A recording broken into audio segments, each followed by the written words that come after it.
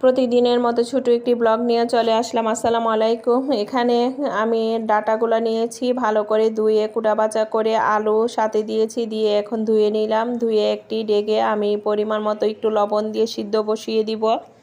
আর সিদ্ধ করা হলে তারপরে আমি এটা রান্না করব, যাতে তাড়াতাড়ি রান্নাটা হয়ে যায়।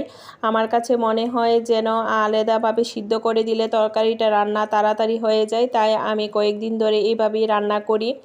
আর এখন ডাটাগুলো সিদ্ধ হয়ে গেছে। আরেকটি ডেকে আমি পরিমাণ মতো তেল, রসুন, পেঁয়াজ বাটা সবগুলো দিয়ে দিলাম। এখন দিয়ে দিলাম ধনে গুঁড়া, মরিচের গুঁড়া, হলুদের গুঁড়া দিয়ে ভালো করে নাড়াচাড়া দিয়ে দিব। আর সাথে দিয়ে দিব একটু পরিমাণ লবণ, দিয়ে ঢাকনা দিয়ে ঢেকে মশলাটা কষিয়ে এখন আমি মাছগুলো দিয়ে দিলাম। এটা আমি কাতলা মাছ দিয়ে রান্না করব।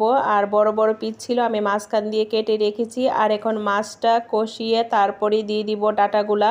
যেহেতু ডাটাগুলো আমি আগে থেকে সিদ্ধ করে রেখেছি, মাছটা আর আগে থেকে উঠাই নেই, তাই একসঙ্গে আমি দিয়ে পরিমাণ মতো পানি দিয়ে দিলাম।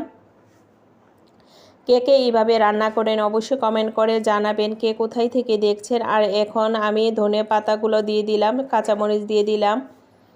আর এইভাবে রান্না করাতে আমার কাছে মনে হয় খুব তাড়াতাড়ি হয়ে গেল আমার রান্নাটা। আজকে রান্নাটা যদি ভালো লেগে থাকে অবশ্যই আপনারা লাইক, কমেন্ট, শেয়ার করবেন। আর রান্নাটা অনেক মজা হয়েছিল। আর বিকেল বেলা এখন আমার মেয়েকে একটু নাস্তা দিয়ে দিলাম। এখানে ম্যাগি নুডলস দিয়েছে, আর সাথে দিয়েছে একটি ডিম পোস্ট করে দিয়ে দিলাম। আর এখন বিকেল বেলা হাতে সে এই নুডলসটা খেতে অনেক পছন্দ করে, তাই ভাবলাম এইভাবে দিয়ে দিই। আজকের ব্লগটা যদি ভালো লেগে থাকে অবশ্যই কমেন্ট করে জানাবেন।